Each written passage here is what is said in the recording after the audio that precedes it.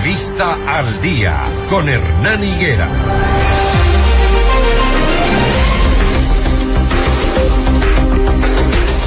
Saludamos a Mauricio Alarcón, director ejecutivo de la Fundación Ciudadanía y Desarrollo.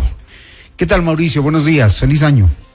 Hernán, buen día, un feliz 2025 para ti, para la audiencia de FM Mundo. Gracias. Bueno, empezamos con un año, digamos, políticamente fuerte, con todas las cosas que están pasando, el respeto a la Constitución que se ha puesto en entredicho, si se pide o no se pide licencia. Ahora sabemos que se ha podido pedir por horas, por días, por minutos, por segundos.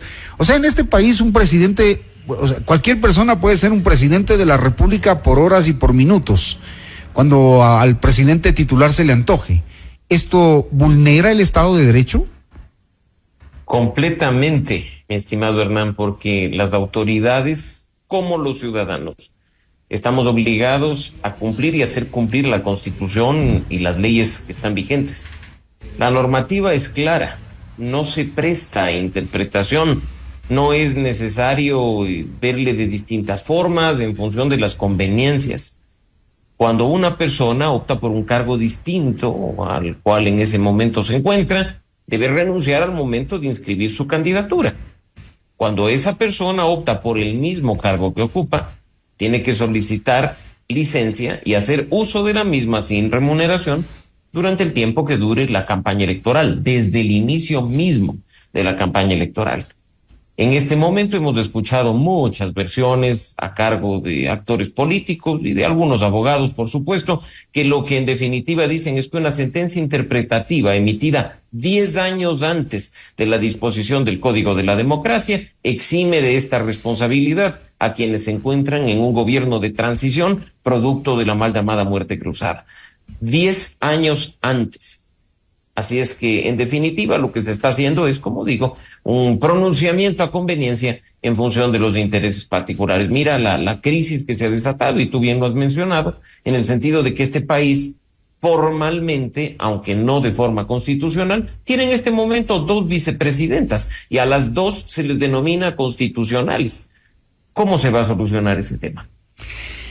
Hay ciudadanos que respaldan lo que está pasando y, por ejemplo, nos dicen: al fin tenemos un presidente que no se deja manipular por los políticos, posiblemente sea inexperto, pero trata de hacer bien las cosas.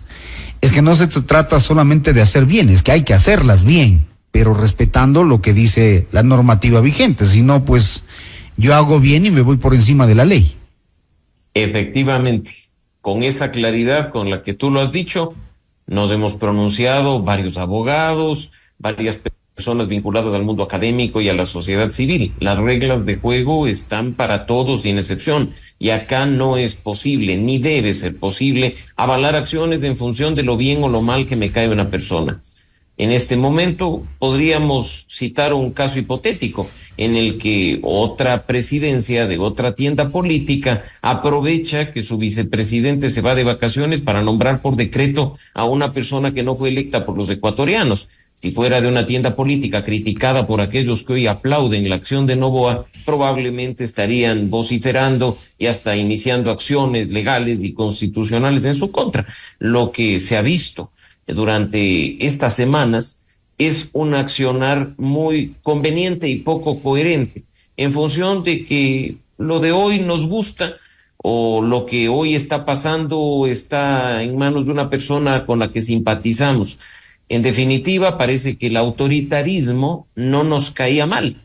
El que nos caía mal era quien lo ejercía en determinado momento. Pero habemos personas que procuramos, en función de nuestro alcance, nuestro conocimiento y nuestras capacidades, trabajar para la promoción y defensa de la democracia, del Estado de Derecho y hasta del respeto de la independencia de las funciones del Estado. Hay quienes consideran que estas decisiones del presidente Noboa quizá no gusten a muchos, pero es la forma de salvar la democracia, dicen. ¿Cómo salvas a la democracia violándola? ¿Cómo salvas a la democracia rompiendo la Constitución y la ley? Imagino que la forma de pensar así es por todo lo que se intentó hacer el fin de semana en la Asamblea, ¿no? Bueno, lo que vimos el fin de semana en la Asamblea fue un accionar correcto. y que fue además acompañado de una narrativa de desinformación y de noticias falsas que lamentablemente tuvo eco en varios medios de comunicación, en varios analistas y líderes de opinión, de hablar de un golpe de Estado en 2 pasos. Eso es más o menos como la teoría, recordarás tú, Hernán, que se manejaba hace un tiempo del golpe blando, ¿no? Y ese mensaje que no tenía asidero alguno ni sustento, pero se repetía una y otra vez, cumpliendo con esa máxima del ministro de propaganda de la Alemania nazi de que una mentira repetida 1000 veces se convierte en verdad. Por desgracia, hoy, con analistas pautados, medios de comunicación pautados, esa mentira prolifera con mucho más fuerza y las consecuencias las pagamos todos los ecuatorianos. El tema de tener un presidente, digamos, desde una presidenta, desde el jueves hasta las 16:59 del domingo, sienta un precedente. Esto no había pasado antes en la historia democrática del Ecuador. Porque no tenía razón de pasar ni tiene fundamento para que pase, Hernán. Un presidente tiene reglas de juego para designar temporalmente a una vicepresidenta por decreto ejecutivo, y esas circunstancias establecidas en la Constitución no han ocurrido de ninguna manera. Mira que es clara la norma. No estamos hablando, en primer lugar, de que un ejercicio de vacaciones configure una ausencia temporal. La Corte Constitucional ha avalado incluso lo que dice la propia Constitución, en el sentido de que esta ausencia temporal, que avalaría que el presidente designe de forma temporal a una vicepresidenta, en este caso por decreto ejecutivo, solo ocurre en 3 casos específicos, 3 y no más. Si es que hay una enfermedad, si es que hay circunstancias de fuerza mayor muy bien establecidas y claras, y si hay una licencia otorgada por la Asamblea Nacional, con un detalle no menor, que la ausencia temporal también tiene un plazo máximo de 3 meses, pasado lo cual se considera pues una ausencia definitiva, ¿no? En este momento ninguna de esas causales está vigente, ninguna se ha configurado, mucho menos un abandono del cargo, que tiene que ser, por supuesto, constatado por la Corte Constitucional y declarado por la Asamblea Nacional, por lo que una designación de este tipo podría acarrear consecuencias para la gestión pública, para el gobierno nacional y, por supuesto, para quienes están detrás del decreto ejecutivo. Al menos tras el tibio pronunciamiento del Consejo Nacional Electoral, parece que al presidente le llegó el mensaje de decir, a ver, no voy a poder usar recursos del Estado y entonces voy a hacerlo de jueves al domingo, no me paguen esos días. Pero en este país los políticos siempre han hecho lo que han querido, ¿no? Ya en el tiempo de Rafael Correa, la estructura del Estado estuvo al servicio de las campañas electorales, que se las ganaron todas, como ellos mismos decían, pero claro, con el aparataje del Estado, y allí se sentó el precedente y nunca nadie dijo nada. Los ecuatorianos, como tú dices, como que nos acostumbramos y entonces unos son autoritarios y otros ya no. Pero mira, hay un tema importante, Hernán, precisamente por esa mala práctica y por ese mal precedente, es que en 2020 se reforma el Código de la Democracia y se establece este pedido a la Asamblea y uso obligatorio de licencia sin remuneración para quien opta por el mismo cargo desde el inicio de la campaña electoral. Y aún así, si quisiéramos nosotros ver el tema de una forma extrema, aunque en el pasado, cuando solo había la disposición constitucional, esta norma del Código de la Democracia no estaba vigente. En 2013, el mismísimo Rafael Correa, que fue tan criticado por el tema, pidió licencia a la Asamblea Nacional. Esta fue otorgada durante 32 días, si no estoy mal igual, y terminó encargado de la presidencia Lenín Moreno. Rafael Correa salió a hacer campaña, ganó en primera vuelta, y pues ya sabemos cómo continúa la historia. Pero aún ahí hubo un tema de licencia, porque la razón de ser de esta disposición del Código de la Democracia es evitar el uso indebido de recursos públicos cuando tienes un pie en la presidencia y un pie en la candidatura presidencial. En ese sentido, incluso, como ya muchas personas hemos anticipado, no solo podríamos estar frente al cometimiento de infracciones electorales graves y muy graves, sino incluso frente a un posible delito de peculado. Esos son los riesgos que se están jugando, ¿no? Pero aún así, bueno, tenemos ahora 2 vicepresidentas también. Verónica Abad ha decidido silenciarse después de que el presidente por decreto le impuso una nueva vicepresidenta. No sabemos nada de ella hace 2 días. Y en fin, el país parece que va tomando como cierta calma, al menos en ese aspecto.